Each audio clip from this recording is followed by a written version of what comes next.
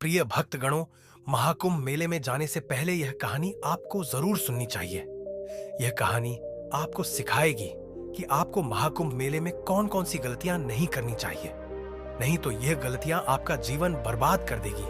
कैसे एक पिता ने अपना सब कुछ खो दिया। कैसे मनुष्य अपनी एक गलती के कारण अपना सब कुछ खो देता है, फिर पछताने से होत क्या। जब चिड़िया चुग गई, खेत प्रिय भक्तजनों, कहानी को प्रारंभ करने से पहले आप इस वीडियो को लाइक कर दीजिए और कमेंट में हर हर गंगे लिख दीजिए।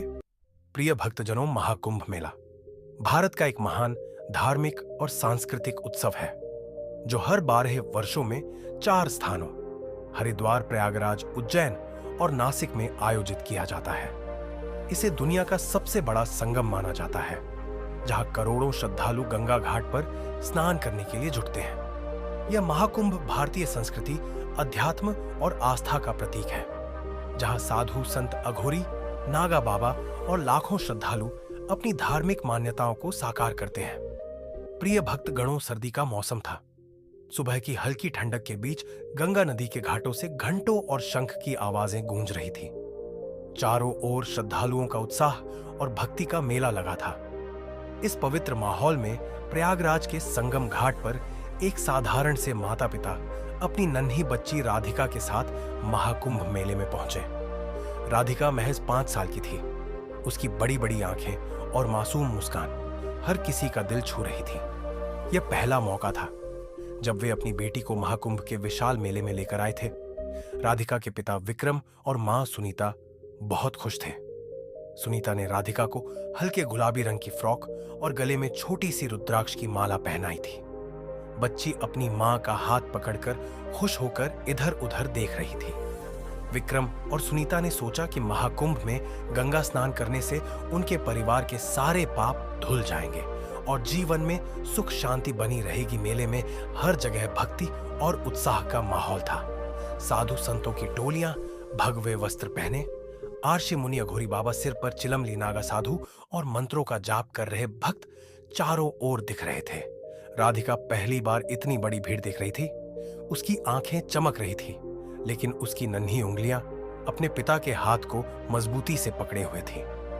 विक्रम ने अपनी पत्नी से कहा, सुनीता, राधिका का ध्यान रखना, यहां भीड़ बहुत है, उसका हाथ मत छोड़ना। सुनीता ने सिर हिलाकर हां कहा। राधिका ने मुस्कुराते हुए अपने पिता से पूछा, पापा, यह साधु बाबा कौन है? ये इतने अजीब कपड़े क्यों पहनते हैं? विक्रम मुस्कुराया और प्यार से उसकी नाक छूते हुए बोला, बेटा, ये भगवान के भक्त हैं। ये अपना सारा जीवन भगवान की सेवा में बिताते हैं। राधिका ने सिर हिलाया, लेकिन उसके मन में कई सवाल अब भी थे। महाकुंभ मेले में सूर्यदेव अपनी पहली किरण बिखेर रहे थे। संगम घाट पर भीड़ उमड़ चुकी थी। लोग गंगा में डुबकी लगाने के लिए उत्साहित थे। चारों ओर हर हर गंगे के जयकारों की गूंज थी। श्रद्धालु, साधु, संत, अघोरी बाबा और नागा साधु सब अपने अपने अंदाज में पूजा अर्चना में लीन थे। विक्रम ने राधिका का हाथ मजबूती से पकड़ रखा था। सुनीता उनके साथ चल रही थी। राधिका ने पहली बार इतनी विशाल भीड़ देखी थी। उसकी आंखें खुशी से चारों ओर घूम रही थी।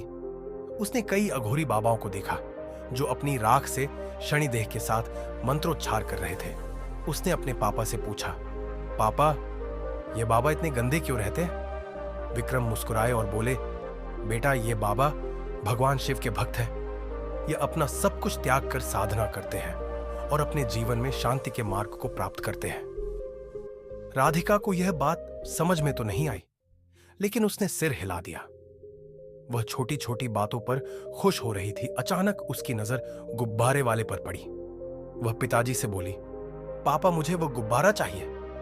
विक्रम ने उसे समझाया, बेटा, पहले गंगा स्नान कर ले, फिर गुब्बारा भी ले लेंगे। संगम घाट पर स्नान के लिए एक लंबी कतार थी। विक्रम और सुनीता ने राधिका को अपने बीच में रखा और सावधानी से गंगा की ओर बढ़ने लगे। राधिका को अपनी मां का हाथ मजबूती से पकड़ने को कहा गया। गंगा के पवित्र जल में प्रवेश करते ही सुनीता ने भगवान का स्मरण किया। विक्रम ने राधिका को अपनी गोद में उठाया और गंगा जल से उसकी छोटी छोटी हथेलियां धोई। राधिका ने मासूमियत से पूछा, पापा, ये पानी इतना ठंडा क्यों है? विक्रम ने मुस्कुराते हुए कहा, यह पवित्र जल है बेटा, इससे मनुष्य के सभी पाप नष्ट हो जाते हैं, इसीलिए इसे गंगा जल कहते हैं। राधिका को फिर कुछ समझ नहीं आया और उसने हम सर हिला दिया। स्नान के बाद परिवार घाट पर लौटने लगा, लेकिन भीड़ बढ़ती जा रही थी। चारों ओर लोगों का सैलाब था। विक्रम ने राधिका का हाथ फिर से मजबूती से पकड़ लिया। पास में ही कुछ मन चले लड़कों ने शोर मचाना शुरू कर दिया, जिससे भीड़ में खलबली मच गई और फिर अचानक भीड़ में धक्का मुक्की होने लगी। जैसे ही विक्रम और सुनीता भीड़ से निकलने की कोशिश कर रहे थे, अचानक एक झटका लगा और राधिका का हाथ विक्रम के हाथ से छूट गया। का घबरा गई और चारों ओर देखने लगी। उसे अपनी मां और पिता कहीं नहीं दिखे। भीड़ इतनी ज्यादा थी कि विक्रम और सुनीता ने तुरंत राधिका को ढूंढने की कोशिश शुरू कर दी। विक्रम ने चिल्लाकर कहा, राधिका, राधिका कहां हो बेटा? सुनीता की आंखों से आंसू बहने लगे। वह बेहाल होकर भीड़ में इधर उधर देखने लगी। राधिका जोर जोर से रोने लगी। वह भीड़ में ही रोते रोते चलने लगी। वह डर से रोने लगी, लेकिन उसकी आवाज भीड़ के शोर में दब गई। कुछ ही पलों में उनकी दुनिया बिखर गई। भीड़ तेजी से बढ़ रही थी। हर कोई घाट से बाहर निकलने की कोशिश कर रहा था। विक्रम ने राधिका का हाथ मजबूती से पकड़ा हुआ था, लेकिन अचानक भीड़ में एक जोरदार धक्का लगा। विक्रम का संतुलन बिगड़ गया और उसी पल राधिका का नन्हा हाथ उनके हाथ से छूट गया।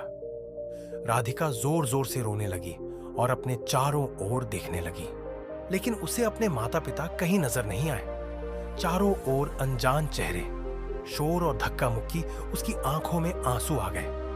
वह मासूमियत से रोते हुए चिल्लाने लगी, मां, पापा कहां हो? यह दशा एक माता पिता के लिए सबसे दुखदायक थी। उसकी आंखों से आंसू बहने लगे। उसने भीड़ में चारों तरफ नजर दौड़ाई, लेकिन राधिका कहीं नहीं दिख रही थी। सुनीता रोते हुए बोली, विक्रम, मेरी बेटी, मेरी राधिका कहां चली गई? विक्रम ने सुनीता को संभालने की कोशिश की, लेकिन विक्रम खुद भी अंदर से टूट चुका था।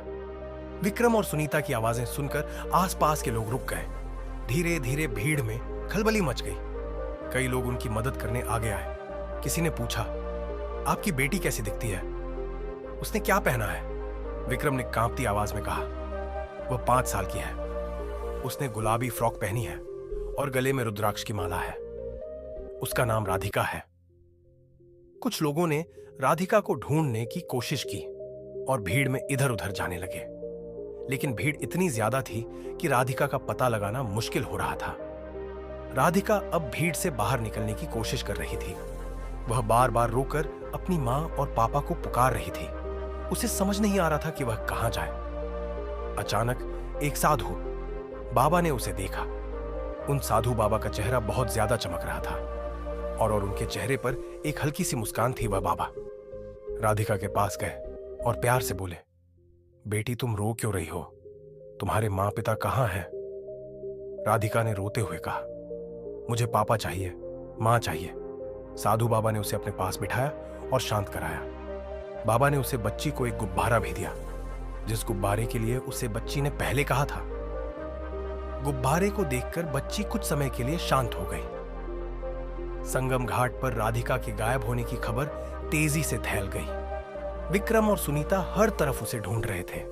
सुनीता की आंखों से लगातार आंसू बह रहे थे और वह रोते हुए चिल्ला रही थी, राधिका, मेरी बच्ची कहां हो? विक्रम की हालत भी खराब थी। उनके मन में भय और बेचैनी थी। भीड़ में किसी ने कहा, भाई साहब, आप मेले के घोषणा कार्यालय में जाकर बच्ची की गुमशुदगी की सूचना दीजिए, वहां से ऐलान करवाएं।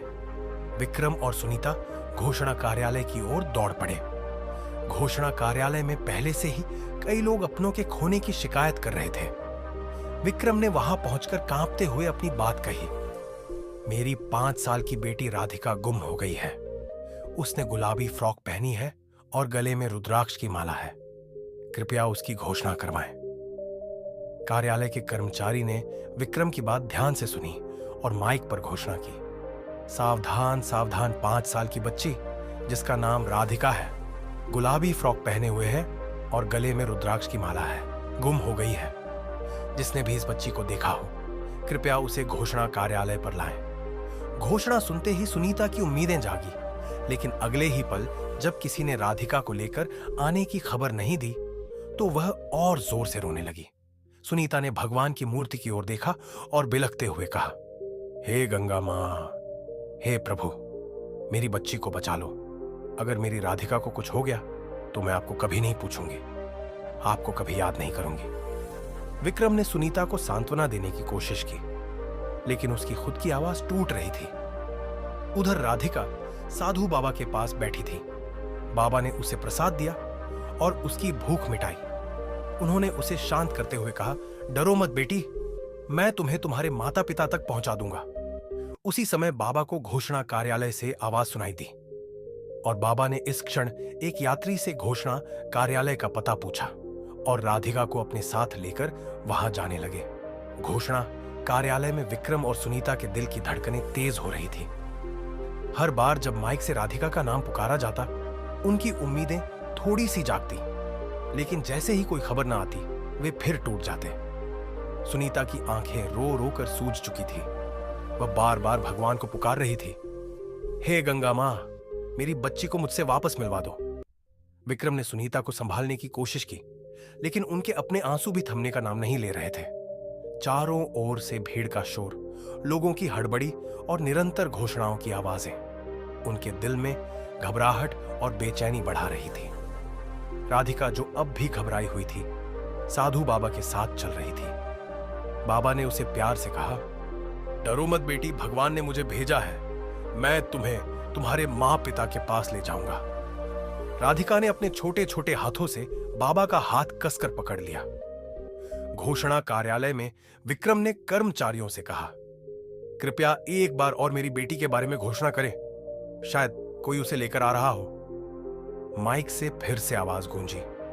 5 साल की बच्ची, गुलाबी फ्रॉक पहने हुए, गले में रुद्राक्ष की माला, जिसका नाम राधिका है। जिसने भी उसे देखा हो, कृपया घोषणा कार्यालय पर लाएं। उसके माता पिता बहुत परेशान हैं। इस बार घोषणा सुनते ही साधु बाबा ने राधिका से कहा, बेटी, तुम्हारे माता पिता यही तुम्हारा इंतजार कर रहे हैं, चलो तुम्हें उनसे मिलवा है। घोषणा कार्यालय के पास विक्रम और सुनीता उम्मीद और डर के साथ खड़े थे। तभी उन्होंने देखा कि एक साधु बाबा अपनी लंबी दाढ़ी और भगवा वस्त्रों में अपनी गोद में राधिका को लिए आ रहे हैं। सुनीता ने एक पल के लिए देखा और चिल्लाई, राधिका, मेरी बच्ची। राधिका ने जैसे ही अपने माता पिता को देखा, वह दौड़कर माता पिता के पास भागी। विक्रम ने भी दौड़कर राधिका को अपनी बाहों में भर लिया। सुनीता ने राधिका को गले से लगाकर फूट फूट कर रोना शुरू कर दिया। राधिका ने अपनी मां से कहा, मां, मुझे बहुत डर लग रहा था, तभी एक बाबा मुझे यहां लेकर आए। तभी सुनीता और विक्रम ने आसपास देखा तो वह बाबा उन्हें कहीं दिखाई नहीं दिया। सुनीता और विक्रम को एक बार के लिए एहसास हुआ कि साक्षात वह साधु और कोई नहीं, भगवान शिव ही थे, जिन्होंने उनकी पुत्री की रक्षा की। राधिका को गोद में लेकर सुनीता और विक्रम ने राहत की सांस ली। सुनीता ने अपनी बच्ची को कसकर गले लगाया, मानो उसे कभी खुद से दूर नहीं होने देना चाहती हो। उनके दिल का भारी बोझ अब उतर चुका था, लेकिन सुनीता की आंखों से आंसू थमने का नाम नहीं ले रहे थे। तभी पास का एक वृद्ध कर्मचारी विक्रम और सुनीता के पास आया और बोला, मेले में भीड़ हमेशा बहुत होती है। यह जरूरी है कि ऐसे स्थानों पर आप हर पल सतर्क रहें, बच्चों का हाथ कभी ना छोड़ें और उन्हें हमेशा अपनी नजरों के सामने रखें। यहां तक कि भक्ति और आस्था के बीच भी हमें अपनी जिम्मेदारियों का ध्यान रखना चाहिए। विक्रम और सुनीता ने यह सीख दिल से समझ ली। उन्होंने तय किया कि आगे से किसी भी भीड़ भाड़ वाली जगह पर जाने से पहले पूरी तैयारी करेंगे और राधिका को कभी अपनी नजरों से दूर नहीं होने देंगे। सुनीता ने संगम घाट की ओर देखते हुए भगवान को धन्यवाद दिया। उसने मन ही मन प्रतिज्ञा की कि वह अब कभी भगवान पर से अपनी आस्था नहीं खोएगी। उन्होंने साधु बाबा को भी याद किया, जिन्होंने राधिका को उनके पास पहुंचाया था।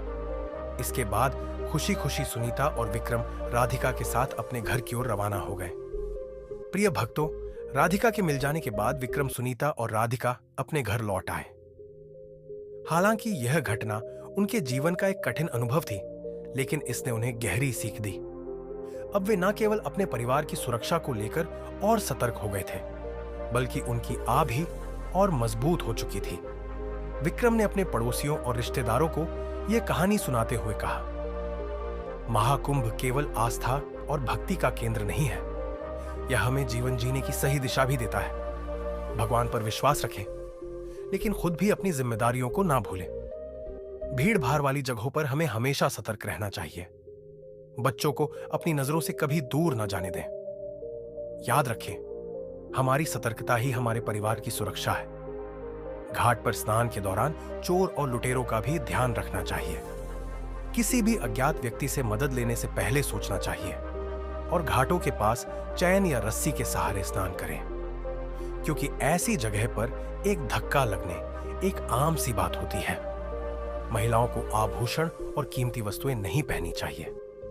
भीड़ में आभूषण और कीमती वस्तुओं के चोरी होने की संभावना रहती है। बेहतर है कि इन्हें घर पर छोड़कर जाएं।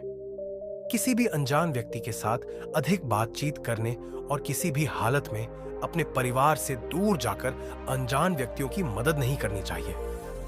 यह सब भोले भाले लोगों को फंसाने की साजिश होती है।